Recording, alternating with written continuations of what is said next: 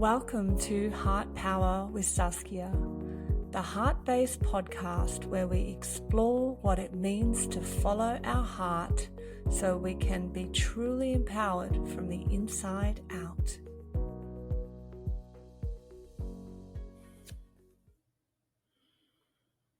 Hi everyone, I am really excited today to be talking about value and beliefs. It's a really big time of change where we are smashing through a lot of our old beliefs and things about ourselves that we may have previously believed, previously valued.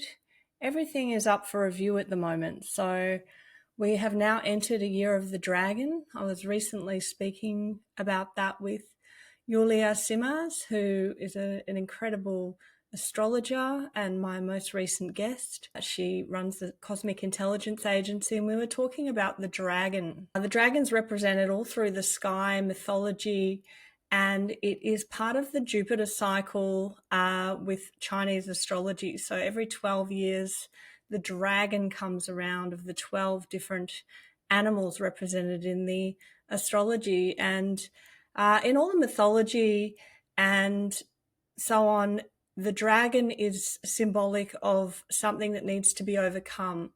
That's how Julia was explaining it to me, and I've sort of delved into it a bit. And the dragon is really this potent mythological animal. I truly believe they do exist in other densities where we can't see them, but they're coexisting within our experience. I definitely can feel the dragon energy. Being a dragon year every 12, and being that the solar maximum comes around every 12 years, it really came to me that when the dragon comes around and when this solar maximum comes around, it is a potent time where we are being upgraded, our energy's leveling up, and we need to overcome the dragon. We need to slay the dragon. We need to tame the dragon so we can ride it, so we can merge with it, so we can be stronger, we can evolve. Yulia said that they're often protecting treasure, and I really sat with that. And the treasures that are within inside us are often guarded. They are often protected through our beliefs and different blockages that we may have consciously or subconsciously created. Our treasures are being somehow often guarded, and we can't access those. And I think with slaying the dragon, with facing the dragon, with merging and melding with the dragon, we are then able to access those treasures and share them with the world. So we all have amazing treasures within us, and those treasures are our unique essence, are our unique selves, the core of who we are. And our very unique frequency is needed on this planet in its most authentic form. And if we are able to access that and share it with the world, that is the greatest thing we can do, I feel. It is why we're all here. We all have something to contribute. We are all needed. So let's get into value. So what do you value? What makes you valuable? Is it the clothes you wear? Is it the way you look? Is it your age? Is it the car you drive? Is it the number in your bank account? How much Bitcoin you own? Is it where you live, your postcode? What makes you valuable? What makes us valuable is not determined by the things we have. We could be wearing a beautiful silk shirt and feel really valuable in that, and then we spill something on it. Or we may be with somebody who lifts our status and then they betray us or let us down.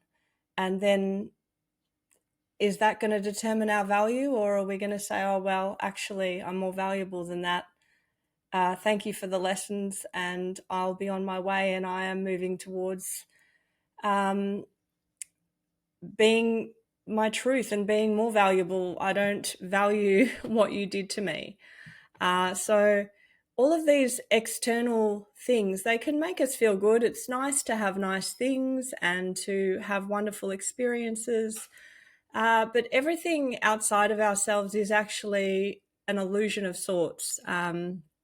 So it is transient. It can be taken away. And even our physical body, it's all temporary. It's all borrowed. Everything that we have in this life on a physical level is borrowed. The only thing that we get to take with us that is truly ours to keep forever is love. It sounds maybe cheesy or cliche, but the truth is love is all that we are, that we come from. It is the omni aspect of self. And the more we love ourselves, the more we can express that in the world. So everything outside of ourselves isn't really our truest value. It is simply something that we may have acquired. It may be a external expression of our internal value, but really when it comes down to it, our truest value is how we feel about ourselves. So if somebody values themselves a lot, it's not necessarily shown by how much they have acquired. There is a lot of variables with that. Our intrinsic value is who we are inside, our unique signature frequency, our essence of who we are. That is what makes us valued in the world. That is what the world needs. They don't need another Kim Kardashian or another, they don't need you to duplicate yourself. And often people become their most successful selves when they are their most authentic selves, because that's what the world wants. The world doesn't want you to be coming and showing up being like somebody else. Unfortunately, a lot of our lives we're told to sit down and shut up. That's what happens in school. Sit down, shut up, and do what you're told. So we are conditioned to be a certain way. We are conditioned to be valued often for what we can do, what we can create, how good we look, or whatever the sort of sick social structures are telling us how we should be to keep us insecure, to keep us feeding through this unhealthy loops. That is not what encompasses value. The more we can connect with our core intrinsic value of our essence, the aspect of ourselves, our heart, our soul that cannot be taken away, the more these external false measures of value can not affect us. We are the ones that choose our value, and we are always choosing our value. It's just that we are perhaps at times taught that what is outside of ourselves is determining our value. And I mean, when I was younger, I used to hope that, a guy might like me. And really it's like, I mean, I'm in a relationship now, but I came to the point where I was like, I value me and I hope that I like them. I hope that they're worthy of me. I hope that they value themselves enough and offer the same value that is a reflection of me. So our values are what we deserve, what we, place importance on, and they determine what our worth, at a core level. They're also our principles and standards of behavior that we live by. And when we really understand what we value on an earthly level, the more we can really exercise our boundaries and really say, well, no, that is not meeting my needs. That is not honoring me if I were to do that, or what does my body need? What do I need? So the values are broad, but what you value and what you value about yourself is very, very important. Your values are generally created by your experiences. If you were perhaps always having to be responsible, maybe for a parent or something growing up, then you may really value freedom. Freedom might be your top value. Or if you've had potentially other lives, things where you've had restriction, freedom might be your top value. Values are really based on what we believe. Beliefs are what underpin our values. So, what do you believe? What are your core beliefs? So, your core beliefs are what are formed from a young age on. They are the I am, the life is like this, my life is like this, my purpose is. We have these core beliefs that are driving our values. So they are often conditioned by our environment, or often just given to us by people that we look up to, people that we give authority to in our childhood. They help determine these beliefs. So what we believe about ourselves are often things that were told to us that we have believed. And often they may be at a conscious or subconscious level. Often we don't actually know why we believe things. Many people don't know why they believe what they believe. They believe in something that they don't understand, and that is quite dangerous, I think. So why do you believe what you believe? What is the core reasoning for those beliefs? People often just believe things because that's what their family believe, or that's what society, everybody's doing it. Everybody believes this. This is what the right thing to do is. And I want to be a good girl. I want to be a good boy. So I'm going to do that because that is the right belief to have. I'm going to believe that. So to what you believe is very powerful. The most powerful things we have driving us is our beliefs and our values. So when what you believe paired with what you value equals your intention. So when you believe that something and you really value something, then the intention is a product of that. So say I believe that I am worthy of being a successful artist, and I really value being an artist because it is so nourishing and freeing. It really allows me to express myself and share my creations with the world. And so I feel so alive doing it. So I really value that. And I believe enough now in myself that I can actually be successful with that. So that belief paired with that value equals now I can choose what I intend to happen. But often underlyingly, there is saboteur at work, or things that are blocking our beliefs. So our values are watered down and we are compromised. We have our boundaries crossed because we're not solid in our values, because often there's conflict. So I might believe that I, want to be buying a house or something, but I might not actually on some level believe that I'm worthy of that, or that I can have that. So there's a conflict with the belief. So we need to go back to the underlying core beliefs.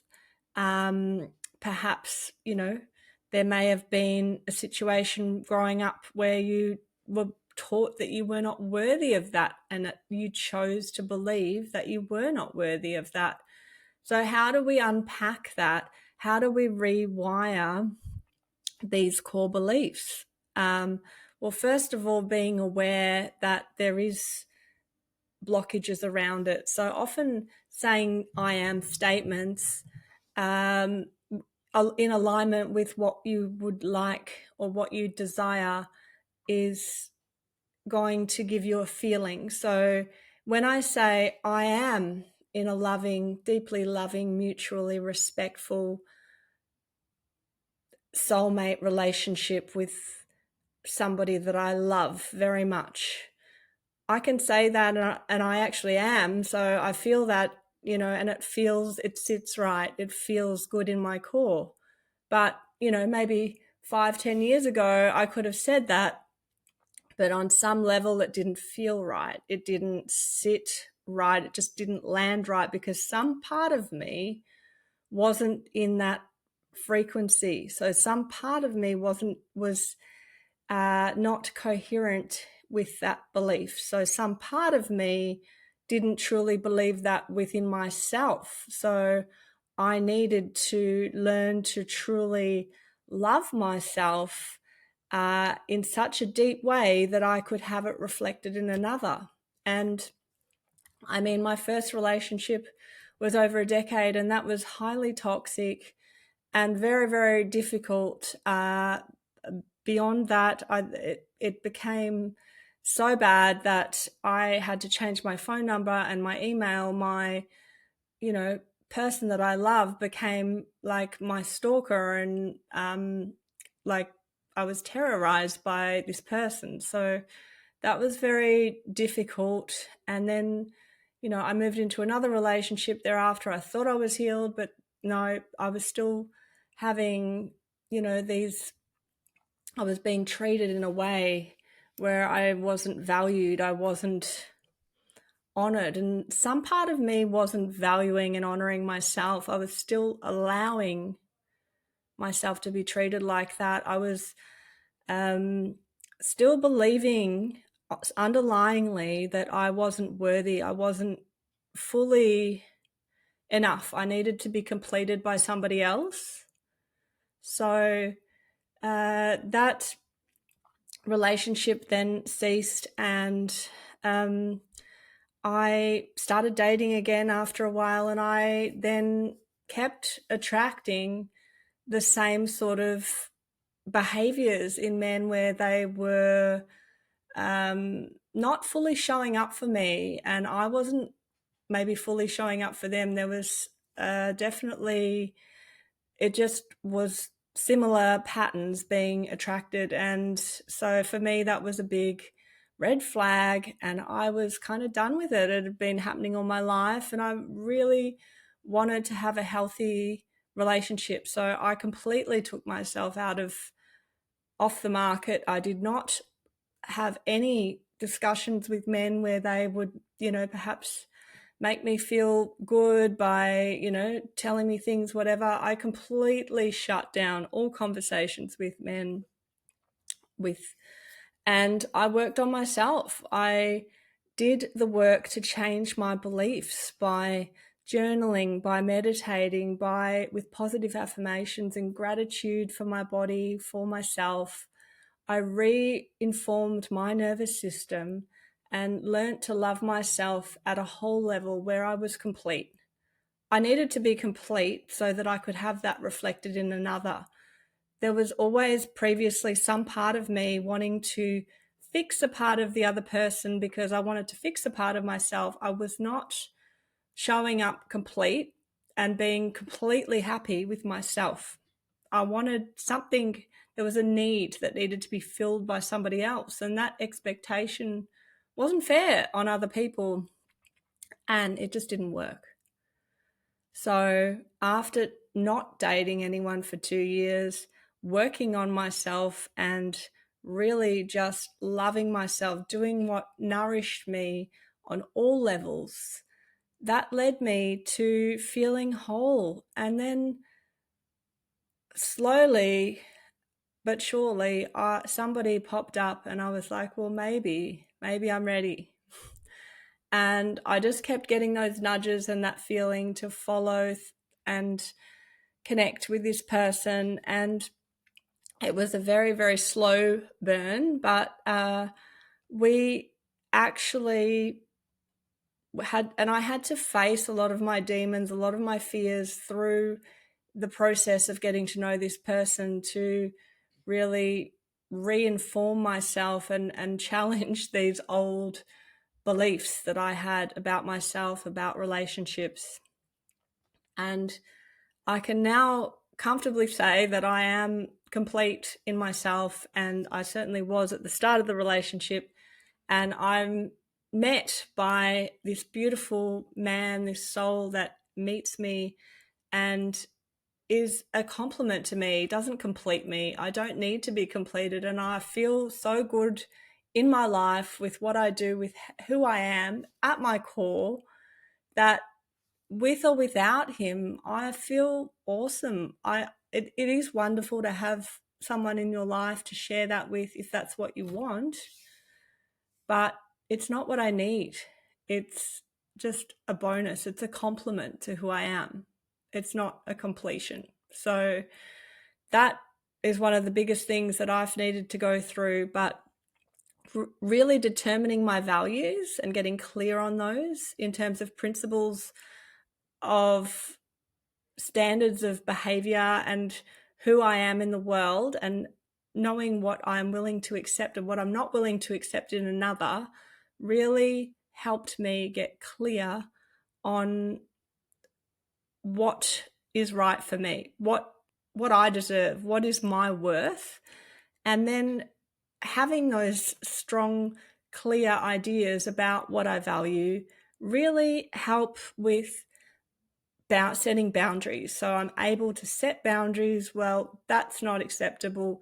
And if anyone says or does anything that is not within my values, or that is crossing a boundary of those values, I'm now able to say that to them. I'm able to confront it, and I will straight away deal with it, because I don't want to be compromised. I don't want to be lowering my standards for anyone. So your beliefs underpin your values. What you believe about yourself is very important. What you believe about the world. If you are in a victim state and believing that life is happening to you, then you are not taking responsibility for your life. So we all are a little bit more in victim in certain areas of our lives. There are areas that we all have strengths and weaknesses in, of course. But intrinsically, we want to come to a place where we are saying, life is happening for me. Everything is happening for me. Even if it doesn't look on the surface like that's what I wanted. Oh, that hasn't gone the way I wanted. Well, actually, it's happening for me. So there must be something even better coming along. So if we live life by that perspective, if we can live life in a way where we are open to all the magnificence the universe has to offer, we are ready for all of the brilliance. And we once we've set out our intentions based on our beliefs, healthy beliefs and values, then the universe is just going to deliver in whatever way it will. So it's just then a matter of being in the vibration of the feminine, in a receptive state and ready to receive whatever it is, and allowing it to come to us. So having those beliefs clear, getting clear on what we believe, and recognizing beliefs that may be limited or just false. So we might want to make a certain amount of money every year, but some part of us isn't able to believe that. So if you write down the figures and you get to a point that's not comfortable, but you want to work through and earn a higher figure, then how do you do that? You actually need to rewire the brain to believe that it's possible for you to earn that figure, or to have a certain whatever it is in your life. So how do we change our beliefs about ourselves so that we can love ourselves better, so we can be more loving in the world? How do we do that? We do it by deciding that we want to do it. Decisions are very powerful because as soon as you decide something, you are directing the energy. You are getting clear because you've decided at some point to take on all of the beliefs that you have. You've decided that. So you can decide again. But because that belief was taken on a long time ago, it might take some time to rewire the self. So how do we rewire ourselves? We do it by being in alpha state.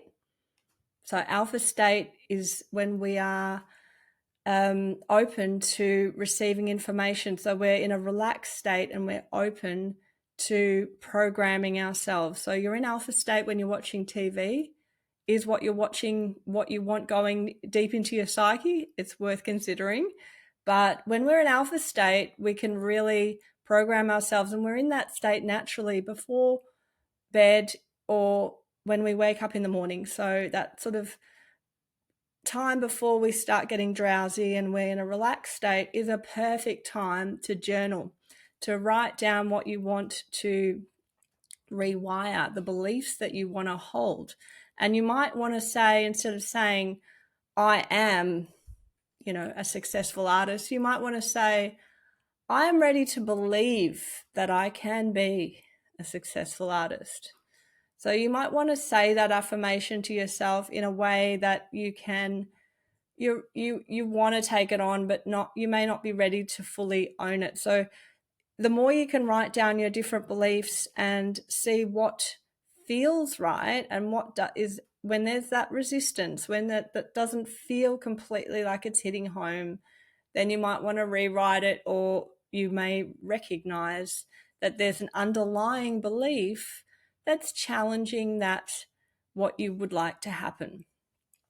So once you have when we work through those beliefs slowly, you will start feeling differently about them. It may take a couple of weeks, however long it is, but you can also do that through meditation, through saying affirmations, through mirror work, through yoga, whatever puts you into a relaxed state and allows you to be with yourself and allow your heart to speak to you, so that can help clear all the clutter and the outer beliefs that you have about yourself, so you can come back to the core, to the truth of who you are.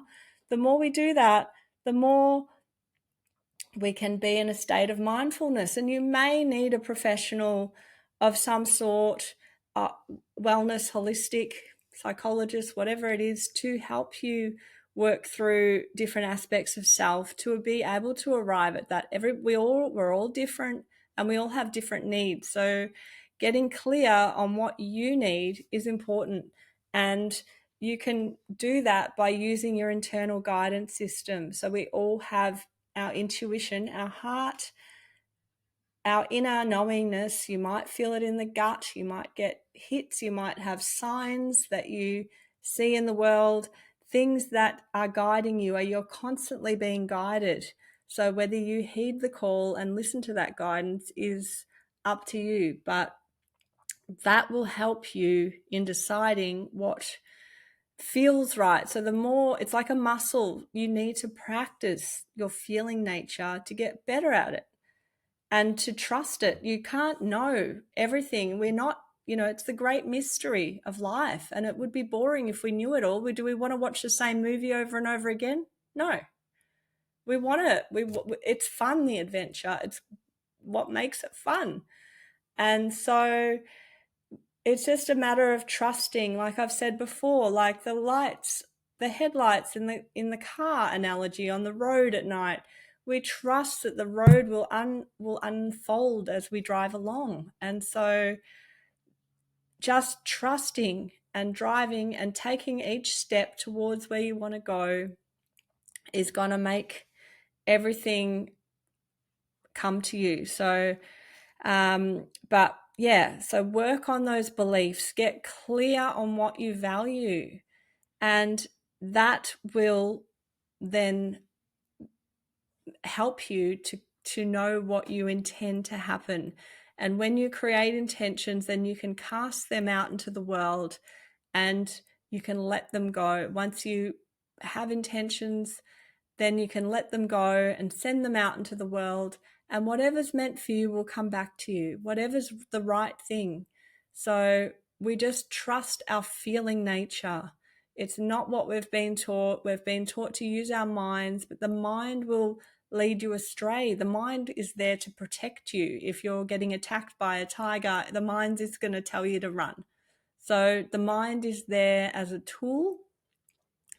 It is very powerful and it will tell you a lot of things and get in the way if you allow it. So we are constantly wanting to train the mind to work for us, and being in an observer nature, being in that relaxed state where we can observe ourselves. We're not in a reactive state, we're in a responsive state.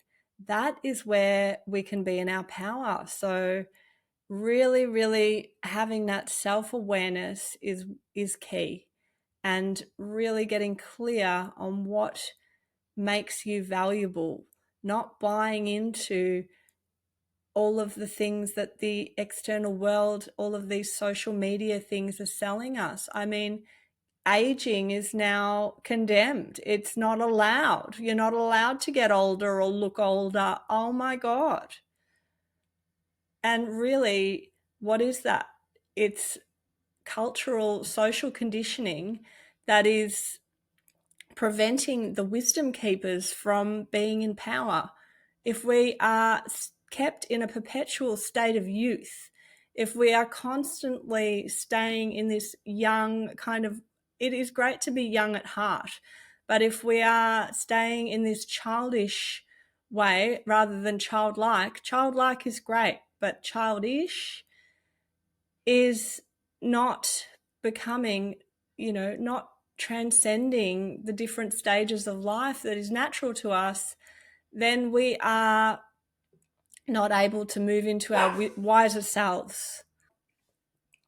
Understanding what is going to make your life the best life it can be. Get clear on what you value. Get clear on what is really worth believing about yourself. Do you want to believe that you're not worthy or not valuable as you get older?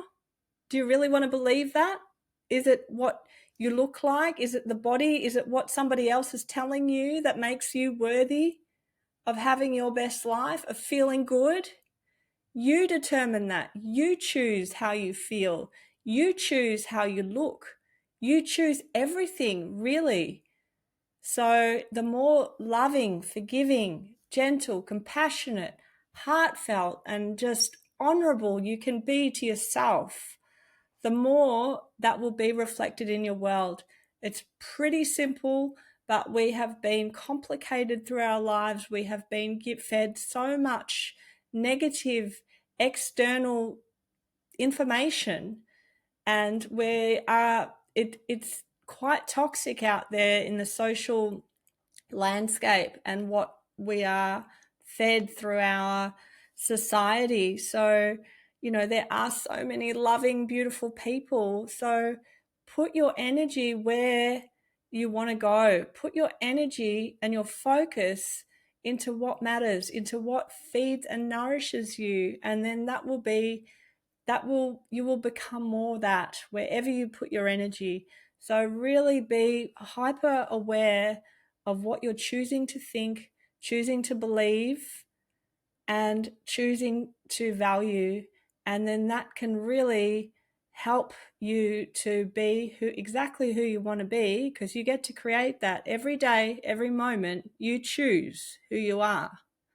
The past may have affected you, but the more we clear out those filters, the more we improve and choose who we are, the greater we can be, the more at peace we can be. And that's all we really all want. We all want to be at peace. We all want to be feeling love and happiness and just joy in life. That's what we're here for. We are here to express our magnificence, our beauty from our hearts, and to create the world that we all want to be in. We are creating the world together.